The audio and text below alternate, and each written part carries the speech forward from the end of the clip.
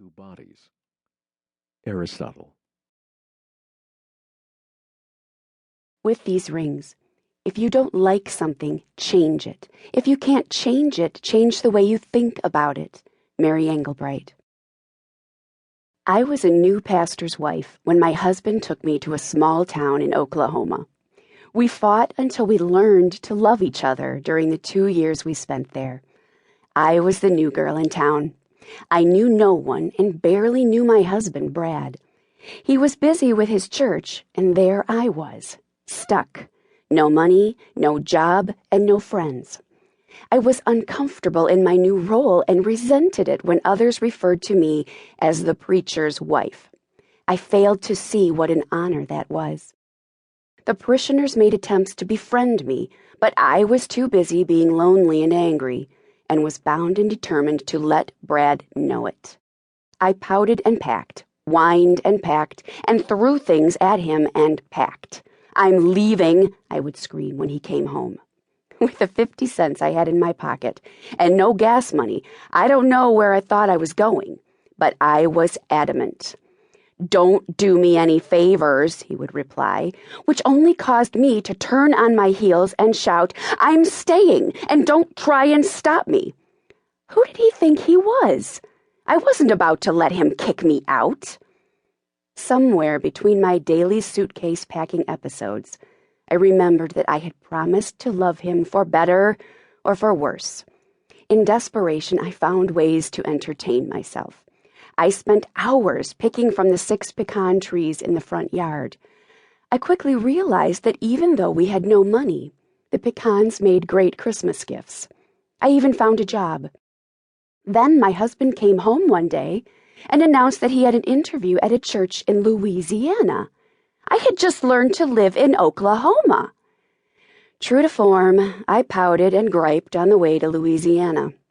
Then something stopped me in my tracks. We were on our way through Texas when we ran right into what looked like a giant crystal bowl. An ice storm had hit the area a few days earlier, and it was the most beautiful sight I had ever seen. And there I was, gnawing on my husband. Somewhere between Denton and Sulphur, I had taken off my wedding rings and tucked them into the folds of my skirt so that I could apply some hand cream. The ice we were skidding on distracted me just enough that I forgot to put my rings back on. 3 hours later, I looked down and realized that I had lost my rings out on the highway when I had stepped out of the car to take a picture of a horse and buggy driving by. But which highway? Everything looks the same in an ice storm, especially when you are in unfamiliar country.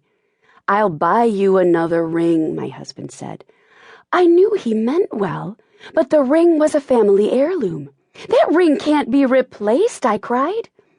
"Honey, we don't even know where to begin looking," he said. "No, we're not going back," he insisted as he turned the car around and headed back to look for the rings. It was hours before we found a location that seemed familiar.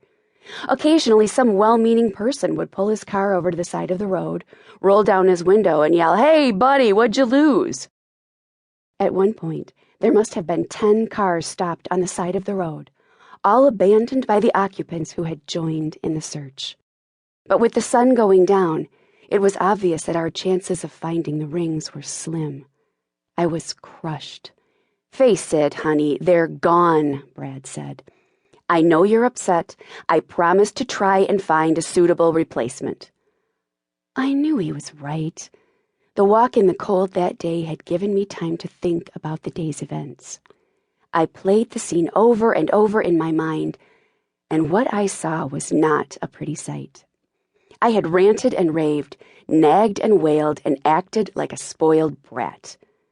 I took a good long look at my husband pacing back and forth in the freezing cold. He had driven 3 hours back to this desolate area in the middle of a treacherous ice storm without one thought for himself, attempting to find something that was important to me. The rings might be gone, but there could never be a suitable replacement for my husband. Suddenly, the rings seemed so unimportant.